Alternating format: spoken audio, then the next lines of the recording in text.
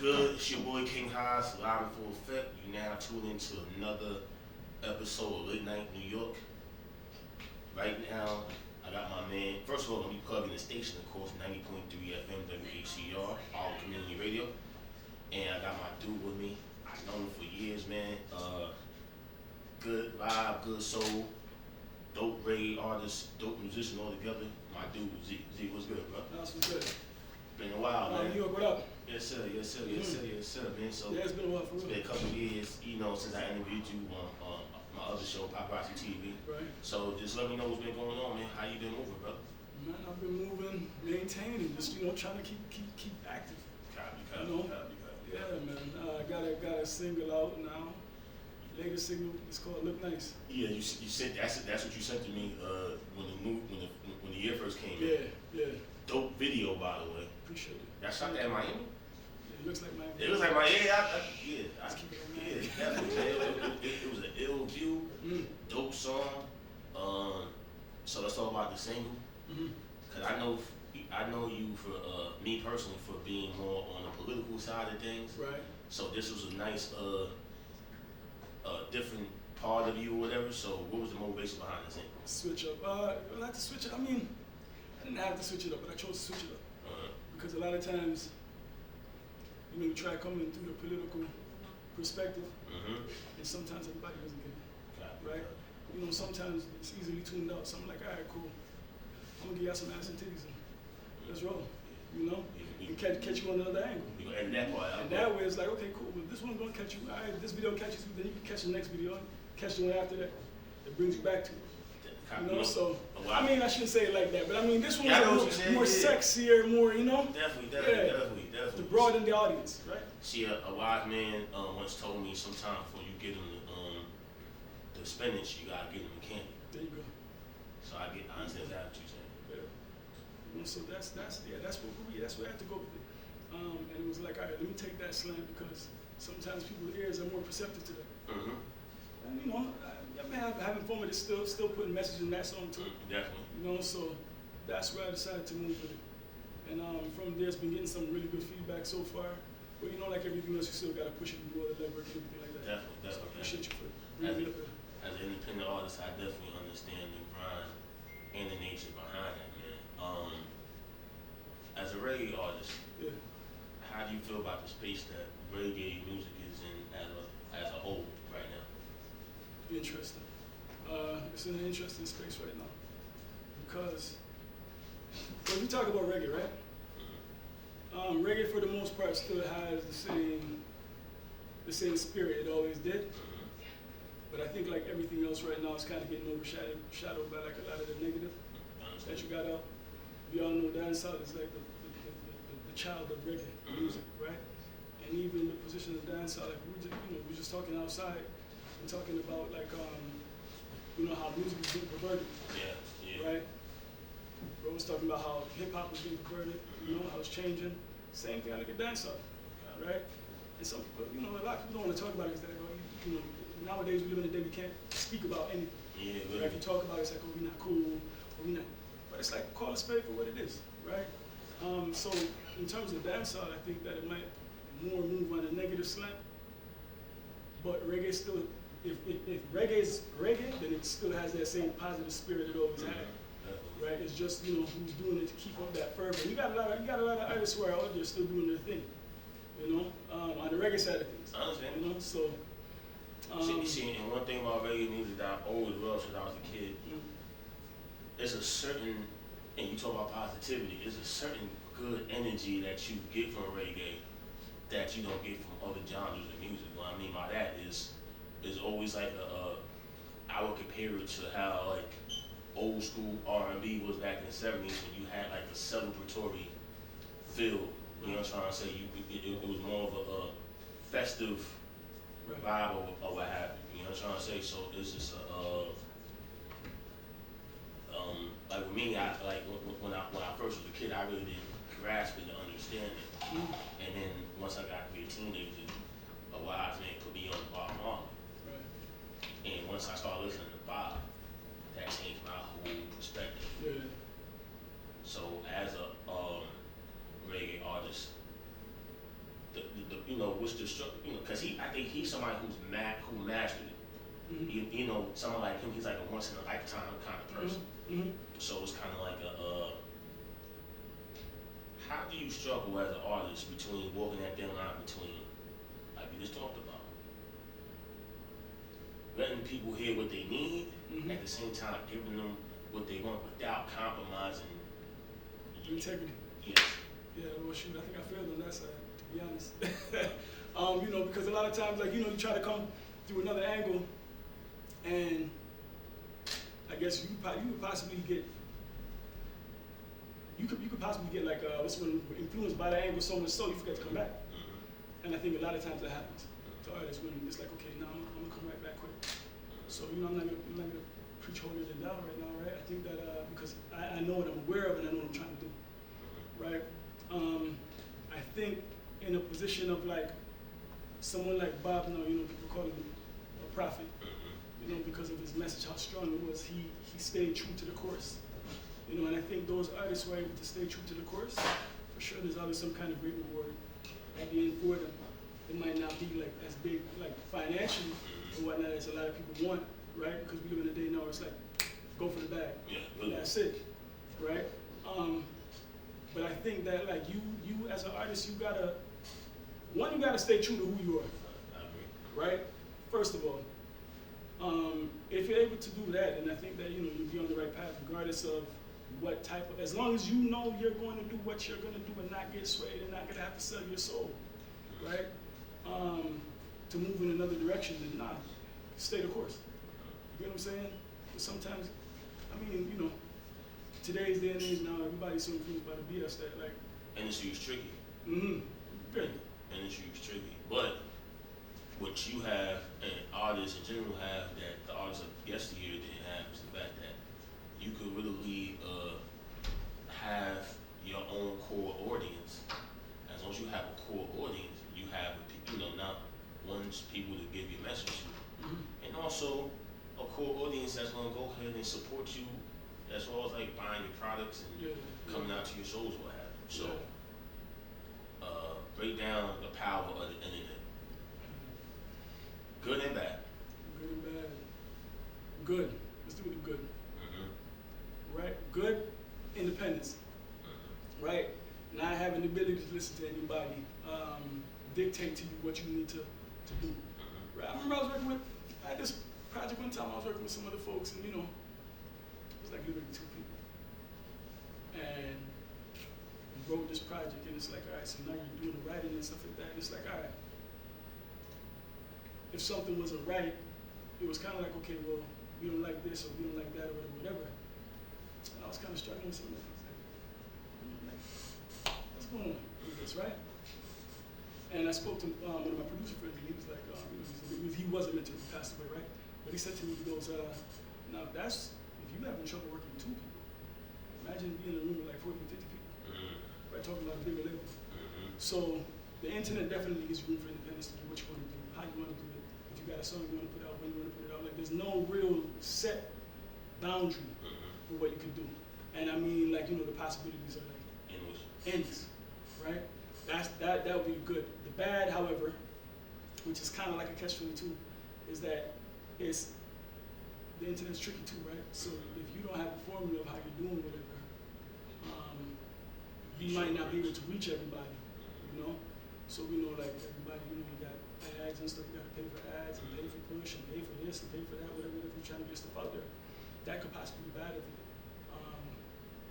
that you're not getting that organic, the organic reach or the organic audience that you want, right? So in that sense, that could possibly be the bad. And I think also the bad too, sometimes like a lot of, some people choose the, what do you call it route? Not the shuck and jive route, but like the TikTok route? Nah, not even TikTok route, but the shock value. You feel me? So it's like, shock value's doing it. All right, bro, call to everybody. You know what I mean? Like, yo, if that's what's gonna make it sell, but you don't necessarily want to do that, but you know it's gonna bring some traffic to you. What people fail to understand is that, see, nowadays there is no 15 minutes of fame. There's literally 5 minutes of fame. So that shock value will help you for like about 7 days. But But literally after them 7 days is over, what are you gonna do next? Because it's 1,000 other things that happen, and you know now everybody done moved on to something else or what have you. So it's kind of like, you know, that's the curse, because it's kind of like you paying all this money for ads and things like that, but if it don't hit, then it's like you gotta go ahead and it's like you gotta keep on shooting. You gotta keep on shooting till you make it. You Steph Curry. That's why that brings us back to what we were talking about, you know, how you stay the course. Because eventually, if you stay the course and do what you got to do, you're gonna be alright. You're gonna come back. So all the foolishness you have to do, was it worth it? You know, if nothing came about from it, right? Like in my case, right? Because you know, for those who know, I'm an artist as well. I got my first music check. It wasn't from hip hop. It was from working with the band. So you never know who you might be around, who might plug into, who we plug in, whatever with. You might have this door closed, but this door open. Because in this door, it's like I'm one of 1,000 people. But in that door, oh my God, he's different. You know what I'm saying? Because they're not used to a guy like me in that door. Yeah. So you'd be surprised how much they actually want to come out of pocket and cut a check more. So it's kind of like, you know, with you've always been a dope, talented brother, man. And I respect the struggle, I respect the grind or what have you. So I always ask people when you know, with other up and coming young indie artists, I hate using the word underground because I feel like underground is kind of stifling yourself. Independence, it means sky's the limit, so that's why I don't use that word underground whatsoever. Right. What's the narrative, or what would you tell the 21-year-old version of you how to go about moving in the game? Well, I appreciate the big up, bro. And also, I want to say that, you know, I think that the young version of what I'll tell myself is grind harder. Grind harder. Because, time goes fast.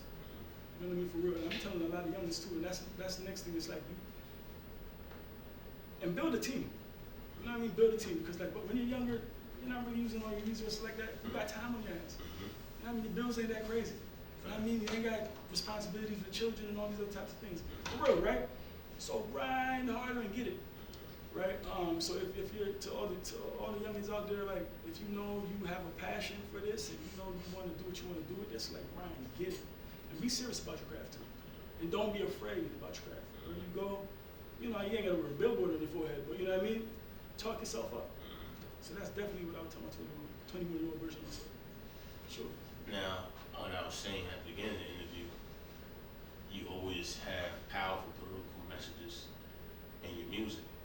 Now we have another incident that happened in Memphis, Tennessee over the last few days, where another young brother was massacred by the powers that be, the police. And you know, the majority of the people that was involved that were police were also people of color. So like when you just describe what you felt when you saw that footage. And number two, also, what's the, what's next? What do we do now? All right, so to answer the question, how I felt, I was disappointed. Right, I was definitely disappointed because like, you would think that as black people, right, black men, to do something like that, to that nature, to a younger black youth, right? Given the history of black youth in America, who've been oppressed by police, right? That would happen. However, being disappointed, I wasn't surprised. Because, as we spoke about outside too, police have a certain type of energy, a culture, right? To serve and protect, but at the same time, through that is the oppression of poor people, right? And this is nothing new that we this is nothing new that we see. But the crazy part about it is that we also see this type of I want to say like house Negro, field Negro type, right? Where you feel that because now that you work for the law, you are the law, or you're above the law. But I'm pretty sure these black men who work for the police force, I guess they probably realize that's not the case, seeing how fast the system was quick to That's a fact. nail their butt to the wall, right? So that's how I felt on that situation. And the next question, I think you're saying, where do we go from here? Yeah. And I know that sounds cliche, but it seems like we've been saying it as the same question. It's not cliche at all. But I'll say this though. I'll say this. I think that, you have a brother named Kwame Ture, right? Also known as Stokely Carmichael. R.I.P. And R.I.P. And he also says, he says, every single time there's an issue in the black community, what do? We get up, we protest, and we sit back down. What's the name? Get shot, we get up, we sit back down. George Floyd, get up, sit back down. Tyree, get up, sit back down. We do not have constant or consistent organization in our communities inside this country. And as a result of that, ain't nobody taking black folks serious. We don't even take ourselves serious. And that's due to our miseducation. That's due to our internalized self-hatred, and that's due to our lack of organization. So what it comes right back down to organizing. We gotta organize ourselves and continue to organize. And it ain't gonna be perfect, and everybody thinks this thing is gonna happen tomorrow, and that's the problem, right? Everybody, we have this short-sighted vision, right? When Europeans came to this country, like they weren't thinking that, they didn't say, oh, we're trying to work to tomorrow. They're looking down like 100, 200, 300, 400 years. But we looking like to next week, oh, we gotta change. There ain't no change gonna come now for not organizing. If we don't have the right way, we give up on it. Right. So that's what that is. See, like we used to have conversations outside, and it was kind of like if it wasn't for W.B. Du Bois, it would be, or people like Marcus Garvey, there would be no Malcolm X, there would be no Fred Hampton. You would have had no Black Panther Party. You would have had no Medgar Evers, no Martin Luther King. So there's always people in previous generations that planted the seed. Absolutely. To do that. So it's like, how are we gonna plant the seed now? Because us, we're a certain age, so in my mind, we gotta plant the seed for like the kids, like the newborns, the kids that's like 3, 4, 5, because they're still developing, they're still understanding. So once you get a certain age, your mindset is pretty much your mindset. Once you hit 12, 13, 14, that's you pretty much gonna be who you're gonna be, for the most part. So I definitely agree with that, what you said, or I always agree with all the messages that you give out, what have you. At the same time. Now, before we go, it's another question I want to ask you. Now, I see you pushing music, doing what you're doing. Are you gonna get to the point where you're gonna also start developing other artists under you? Yeah, that's a good question. I don't see it as something that I'm not looking forward to, because I definitely thought about it. But to go back to that thing, like, I think it's full time. Like there was some kids who like came up to me like, oh, you gotta manage me, and that I'm like, I'm trying to take my own career. Like, we got energy for you, right? But looking back on it, I'm like, dang, I really should have taken these kids up on the offer, right? For nothing more, just to see them grow and flourish. Like I always try to pass on a little bit of jewels, whatever I could pass on from my experiences. Like the same thing I say, I gotta hustle. If you're really serious about this thing, then get it. You know what I mean? If I get a contract, make sure you get a lawyer to know how to read that contract. You know what I mean? Teach them little stuff in the game, yeah. But I'm thinking about it. I'm thinking about it, right? Because I think the game needs fresh blood. You know what I mean? We already got enough of the BS. They need some fresh blood in the game. If I can kind of help push those kids in that avenue, then yeah. And it needs, and a lot of dope creative people out here that aren't being heard, that don't have a voice to be heard. True. And that's part of the reason why I started doing this show, due to that factor, what have you. So we're gonna go ahead and fade on out. Before we fade on out, I want you to get into this next thing that you've been promoting and pushing. Tell them where to find you, tell them all your merch and everything, or what have you. All right. And we're gonna go ahead and shine out on it. Which camera I gotta look at? No, you could the middle one. Whichever middle? All right. Yo, when you don't know it says Prophet Z. No, it's not even Prophet Z. No. You already know it's Z representing. All right, new single coming out. It's called Look Nice. All right, so y'all make sure you check it out. YouTube.com is on there. Matter of fact, right Z was never last. That's ZEEWAS, never last.com. All right, y'all make sure you check it out. One love. Yeah. Y'all already know, man. Late night New York, WACR 90.3 FM. Z, I appreciate you, brother. You already know. You know what I mean? I had to, you my first reggae artist up here, so you know what I'm saying? I had to set it off with you. And we're gonna go ahead and get into his song. Y'all gonna hear more of his songs on a regular basis on the show, and we're gonna get it. Yeah. King Haas, it's your boy Z. Late night New York, 90.3 FM, WACR. We out.